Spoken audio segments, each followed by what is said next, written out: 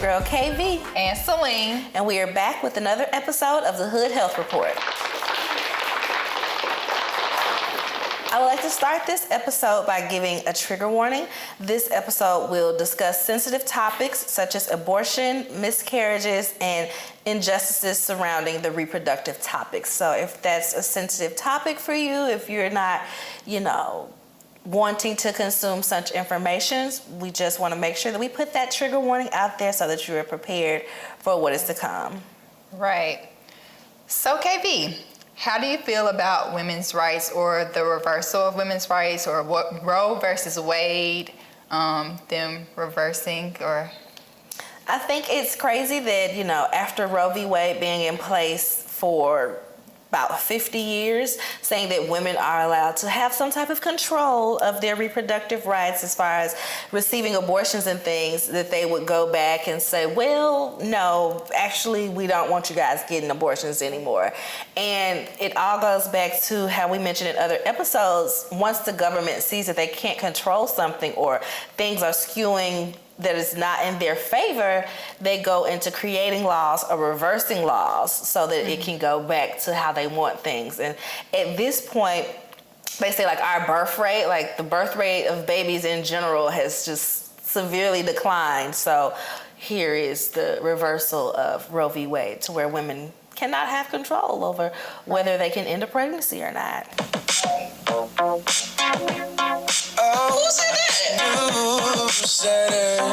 So this first article, U.S. support of abortion rights up by 4 points to 60% since fall of Roe versus Wade, highlights some of the current views of Americans.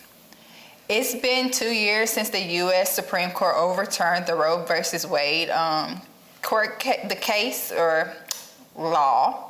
More than 60% of Americans now believe abortion should be legal in all or most cases. A 4% point jump since 2021, the year that it failed, the Roe versus Wade failed.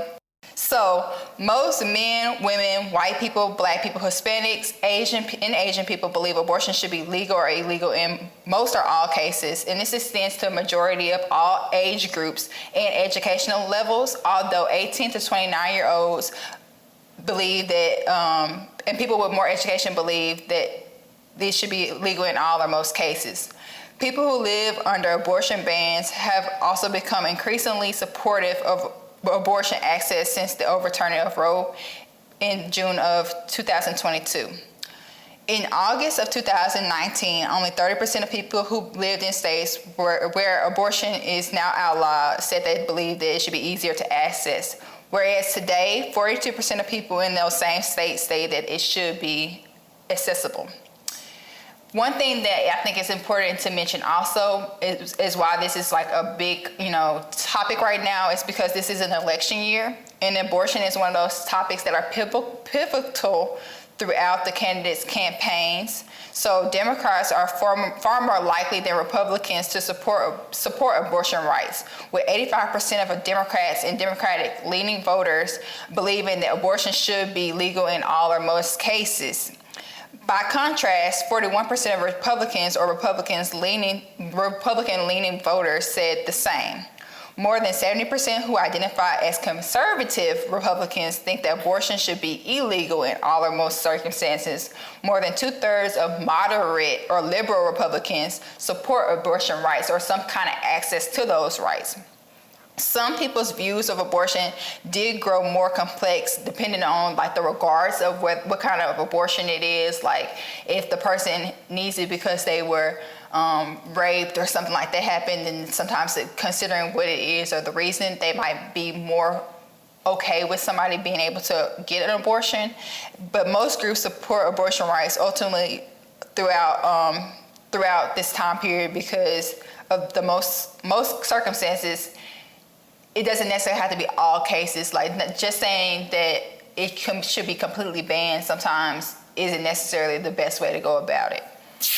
So this next article was a very interesting find because when I first started seeing the fallout from it, I had no idea what caused it. And after I read this article, I was like, well, who would have thought that a crazy person trying to steal embryos out of the freezer would lead to this massive halt in embryo transferring and just clinic processing in this field in general. So this article is named the Alabama Supreme Court's ruling on frozen embryos. On February 16th, the Alabama Supreme Court declared that embryos created through in vitro fertilization should be considered as children. The state's IVF clinics have now paused services, and lawmakers and doctors are concerned about far-ranging impacts of the ruling on healthcare and reproductive technology. So the case that leads to this ruling started because a patient of a fertility clinic, they somehow got into the freezers where these embryos were stored.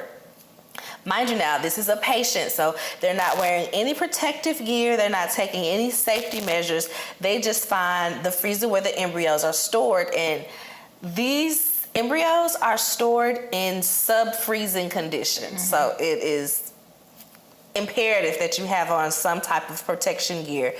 They just reached in barehanded, tried to grab one of the vials and dropped the vials, destroying about, I think it was 3 different couples' embryos. Now, mind you, if you're not familiar with the IVF process, this stands for in vitro fertilization. It's when a woman can't really get pregnant on her own, so she has to go through cycles of hormones to have an egg retrieval. And then they take these eggs outside of the body. They used to call them test tube babies back in the day. Take these eggs outside of the body, combine them with the sperm to create the embryos. They have to place them in the freezer so that these embryos don't just grow where they are. Once they're ready to have them growing, they have to be implanted back into the woman. So the man taking these embryos and dropping the vial destroyed 3 different couples' chances. And that's a lot of money. Yeah. That's a lot of wear and tear on the woman's body. It's no telling how many cycles of IVF she had to go through to get these embryos. Because sometimes people have to go through multiple cycles to get enough eggs. I know current day, the most recent case I could think of, you watch Real Housewives of Potomac? Candace Dillard Bassett, she went through a lot of her journey on the show. They showed her having to give herself the injections to get those eggs stimulated, and I think she had to do hers twice. I think she had to go through the shot process and the egg retrieval process twice. So a lot of women are relying on this method if they cannot get pregnant on their own the natural way, and it can be very expensive. I think it could be like $15,000 per cycle to get these things done. So, like I said, he obviously wasn't wearing the protective gear, dropped the vials, and now the claim was that it was actually dismissed when the couples went to sue. It was dismissed by the trial courts, but the couples appealed the decision to the Supreme Court, where the Supreme Court ruled that these embryos should be looked at as children, and then they should be covered in the Wrongful Death of a Minor Act. So they sued the hospital and the clinic and are seeking punitive damages, which makes sense because even though this person was a patient and not a doctor, there had to be some fail points to where he was able to get that far. Like there should have been locked rooms. There should have been, techs around the embryos, even if it's like at the back of a lab, something to where it's not just accessible to somebody walking down the hallway to be able to walk into this room and have access to these embryos. So although this was a very specific case, the outcome had a spillover effect for the other IVF clinics throughout Alabama. Within a week, 2 of the 8 fertility clinics paused all IVF treatments out of fear and concern of the civil and potential criminal liability that they may face. So that should tell you something about how our government is so sporadic. The fact that they were like, well, yeah, this was a very specific case, but we don't want something to happen. And, there are else to be held accountable because there's so many points in transferring or thawing of embryos where they could be destroyed. And it's like, well, if people could sue us for that, then we might want to wait for a little bit more information to come out before we just carry on as usual. So that was the alarming part to me, that they immediately was like, well, let's just halt all these processes because we don't know what's going to happen. So this means that appointments were canceled for couples who were scheduled to have their embryos implanted. And I know that had to be very devastating to have to go through all of this and then you not knowing when you can go ahead with it. So at the time, it is unknown of when they would be able to resume with the implantations. Although this may seem like a far-fetched reason to, stop processes just because of the ruling, doctors truly wanted to play it safe. As we mentioned, embryos can be damaged or destroyed during procedures as far as the implantation, as far as the unfreezing, and I'm sure this will make malpractice insurance go up, and they just really wanted to stay safe and waited out for a little second to see how they would be found liable, if at all, in some of these cases. So from this, 2 serious questions were brought about. 1, does this mean that embryos can never be destroyed and must be stored forever? And 2, since a lot of couples take this route to ensure genetic testing, so let me do a little dive on that. So with genetic testing, say if 2 people have a sickle cell trait, like back when we sometimes hold the sickle cell trait, a lot of people would, now that they have the means to, want to get tested to make sure that if they're going to go this IVF route, that they're not implanting an embryo that would have sickle cell. So they do genetic testing on the embryos to make sure that they don't have any type of serious illness that would, show up later in life and just make it a little more difficult. I mean, which I get, a lot of people see it as playing God, but I mean, if you're going to spend all of this money on this process, I don't understand why you wouldn't go through genetic testing. So the second question, since a lot of couples take this route to ensure the genetic testing for the embryos, will it even be feasible to do the genetic testing? Because if they find that something is wrong with that embryo and they say, okay, well, let's just discard it, let's just throw it out, would that be a cause of concern? Would that be the clinic facing some type of liability for destroying that embryo? So yeah, it's just a lot of questions swirling around this topic right now. Right. And with you saying all of that, it kind of leads into the next article, which I'm going to also be talking about, the Alabama IVF ruling and what does that mean for fertility patients. So they had that case, but after, like you said, a lot of the other clinics stopped everything as well. There was the ruling for the Alabama Supreme Court that frozen embryos are considered children and the person could be held liable for accidentally destroying them, has opened up a new front in the U.S. battle over reproductive medicine. This decision has been thrown the future of IVF treatments in the state into a doubt, and it has halted a bunch of healthcare providers from even doing those services. Medical experts and reproductive advocacy groups warn the ruling could have a negative consequence on fertility treatments in Alabama and beyond. You kind of already explained what IVF is. Something else that I think was important is that around 2% of the U.S. pregnancies are a result of IVF, and the process is not guaranteed, and it can take multiple attempts to be able to create that successful pregnancy. In some cases, the frozen embryos are stored in tanks containing that liquid hydrogen to keep them safe and able to use whenever you can. Why this lawsuit occurred, there was like you said, the wrongful lawsuit death for 3 couples who lost those embryos.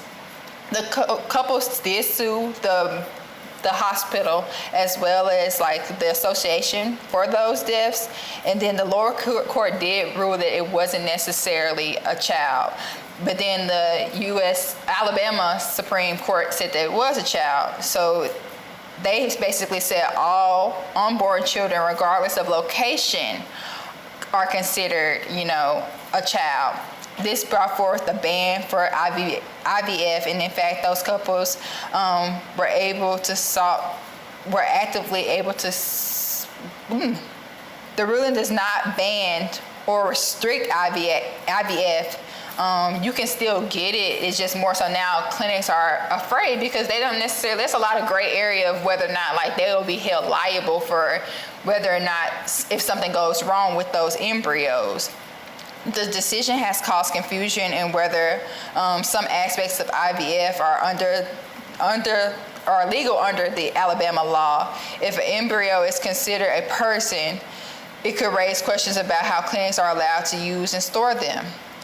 And then as far as legislation granting legal personhood to embryos, this could be a distraction. This could have severe consequences for the use of IVF, a science many people rely on to have families.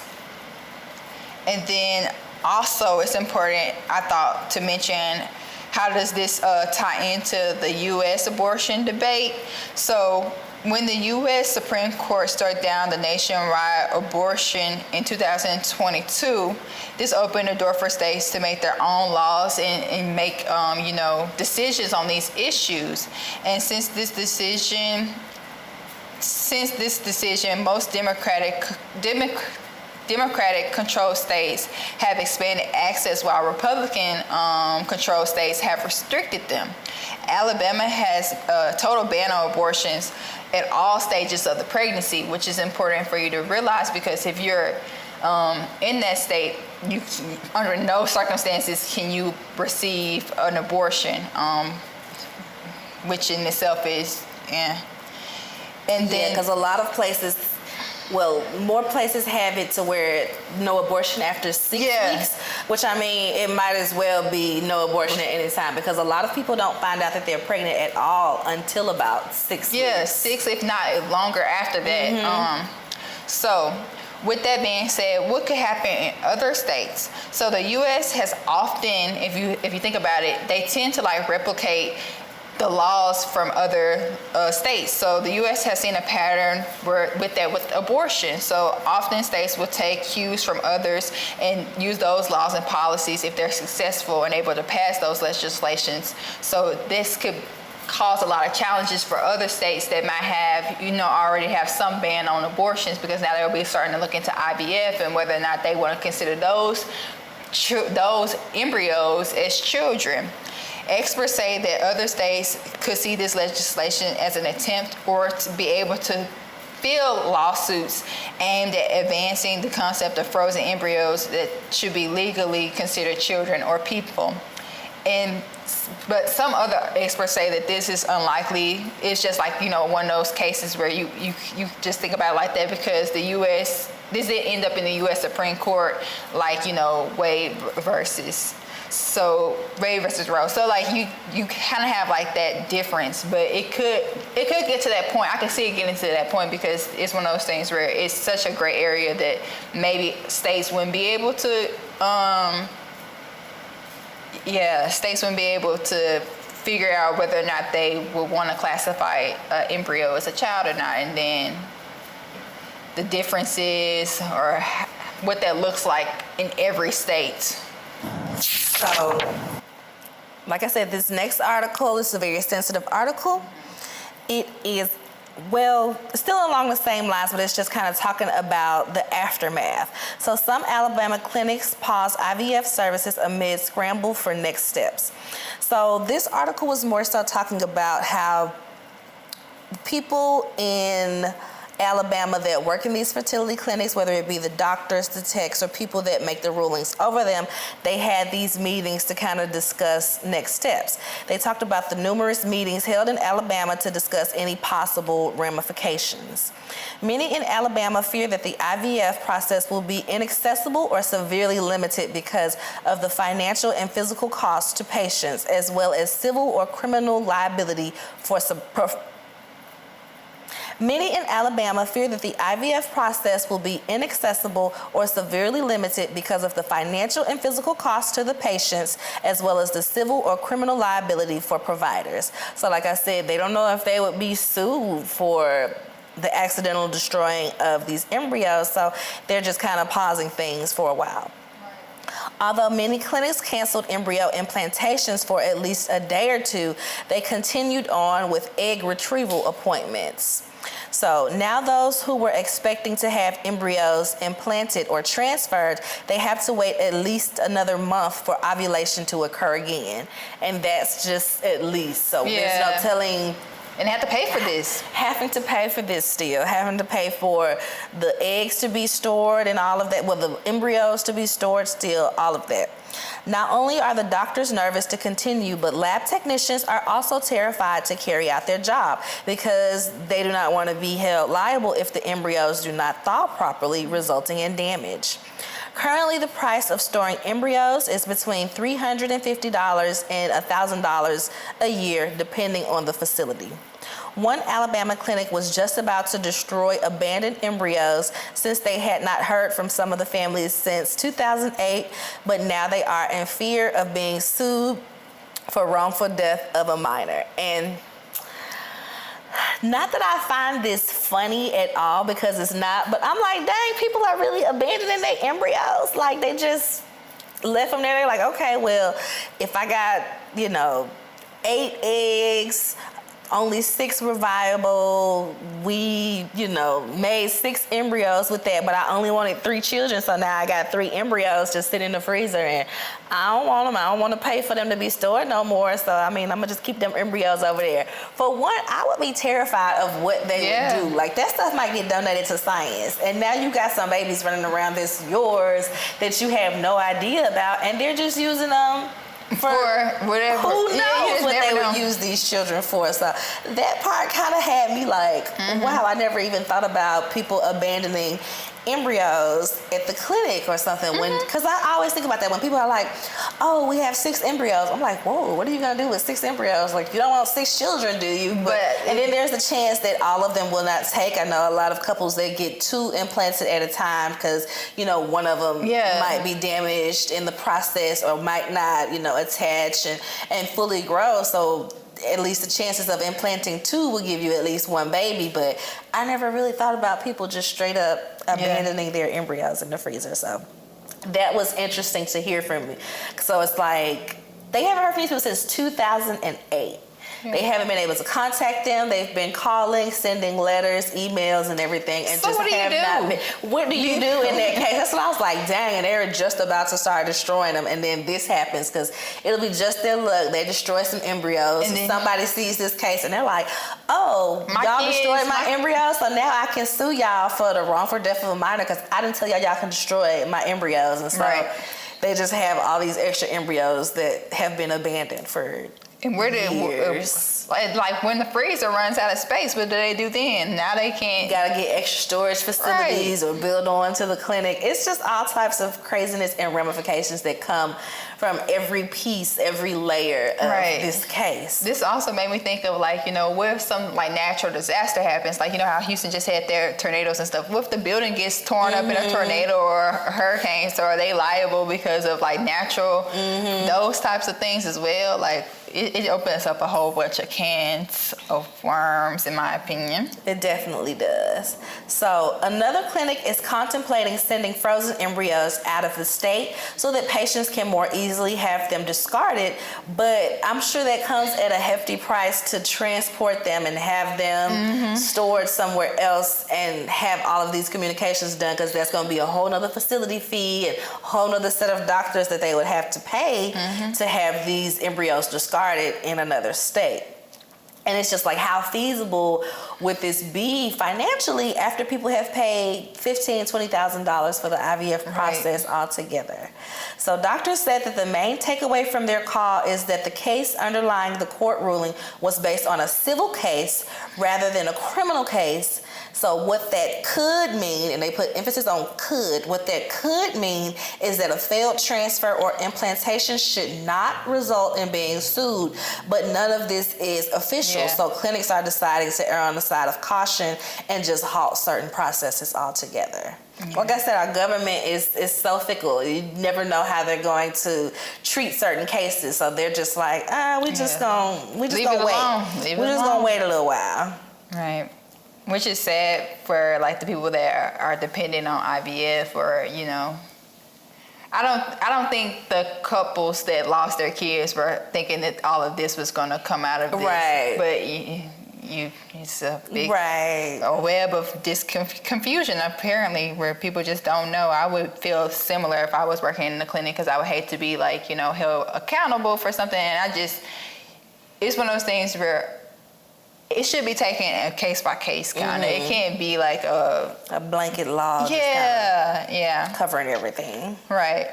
So switching gears a little bit, this next article just talks about some of the thoughts on black women reproductive health and healthcare, and some of the things that are being done or not being done. So the Time magazine investigation reveals frightening trend in black reproductive health care. Recently, Time magazine investigated the experiences of women being pressured into long-term birth control using a combination of medical studies, patient testimonials, interviews with reproductive justice experts, advocates, physicians, and researchers. The publication discovered how doctors often push women into using long-acting reversible contraception methods and then refuse to remove them from patients when they ask them to. So, many patients and doctors appreciate long-active reversible contraceptives, also known as LARCs, compared to the birth control pills and other contraceptive methods. This just means that the means and frequency with the medical providers that prescribe them these specific contraceptives is usually at certain demographics.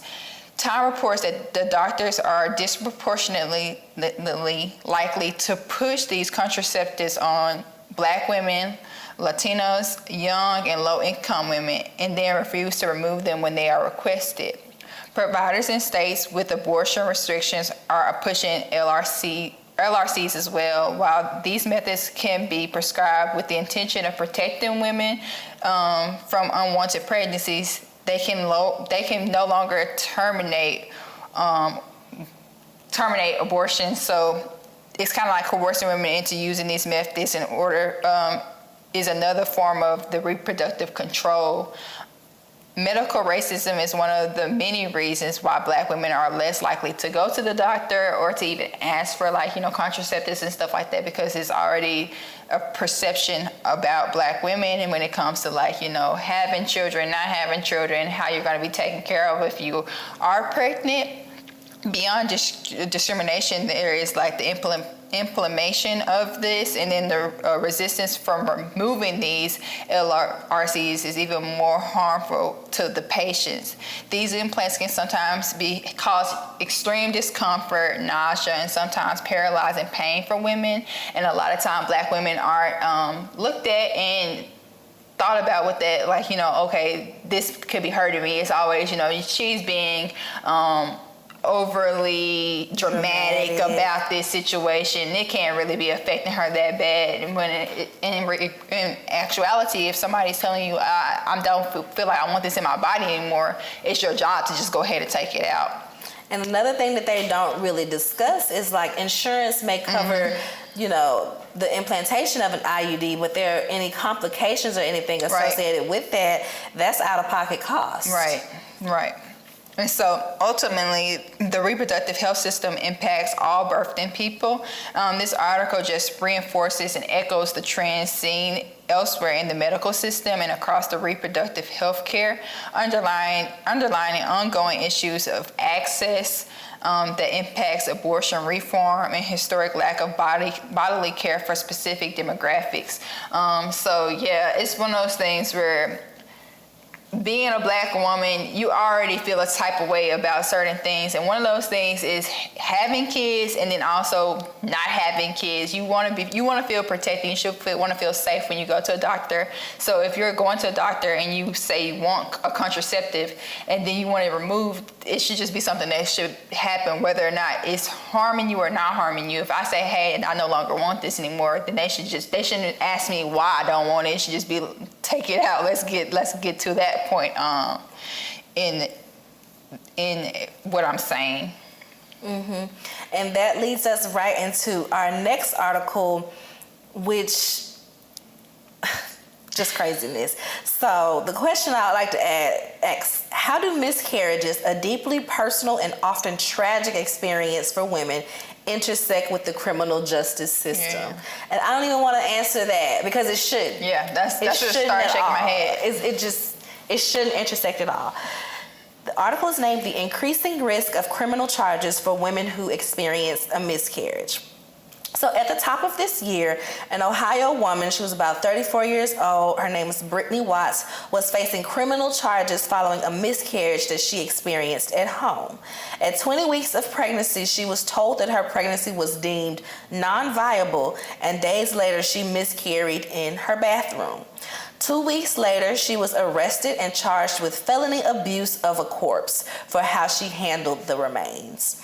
This was just entirely ridiculous to me because most women that miscarry, it happens in the bathroom. It happens at home. So there's really nothing around that. There's really nothing around that. So the fact that she was arrested for mishandling a corpse, it was just so ridiculous. Shortly after being arrested, the charges were dropped, but it's truly a disgrace that she even had to go through that in the first place. And, in case you were wondering, yes, she is a Black woman, if that gives you anything. So this article also mentions an organization named Pregnancy Justice that educates and assists women with pregnancy criminalization. So their tagline is, "We defend the civil and human rights of pregnant people, focusing on those most likely to be targeted for investigation, arrest, detention, or family separation, such as poor people, people of color, and people who use drugs." So it's sad that there even has to be an organization, but good that somebody like them exists, because pregnancy criminalization is something that really is going on. We see that with how they're treating Roe v. Wade. We see that with this case where she was charged in her own miscarriage. It's just a lot of craziness going on. And the last article I want to talk about, so you know that Cancun is a popular tourist spot, right? Well, now it's actually becoming a hot spot for women to go to seek abortions. I can see that. So Mexico emerges as a destination for Americans seeking reproductive health services. In May, Florida joined the almost 24 other U.S. states that ban or greatly restrict abortions. This decision comes after the 2022 Supreme Court decision to overturn Roe v. Wade, which was nearly 50 years of constitutional rights to abortions in the U.S. In 2023, Florida health officials reported 84,000 abortions statewide, with nearly 8,000 of those from out-of-state residents. So a lot of people were traveling to Florida to end pregnancies. Over the past 6 years, only 2 in 5 abortions in Florida occurred in the first 6 weeks. And like I said, a lot of the abortion bans are for past 6 weeks. So that means that more than 50% of the abortions performed would be classified as illegal now. These new laws have resulted in more women crossing the border to Mexico in search of legal pregnancy termination options. Mind you, Mexico has only recently legalized abortions, like the year prior to the overturning of Roe v. Wade. So only 13 of 31 states in Mexico have observed this decriminalization of abortions. An abortion clinic in Tijuana stated that they have seen a 25% to 50% jump in American patients seeking services. And this has been the same for a lot of the clinics there, especially in those bordering states of Mexico and the U.S. Like I mentioned in our opening question, Mexico has even opened up clinics in Cancun due to it being a popular tourist spot that is easily accessible by direct flights from the U.S. So clinics in Mexico are also responsible for shipping abortion pills. So now that abortions are restricted in the U.S., abortion pills still exist elsewhere, so they can just get it shipped in from there.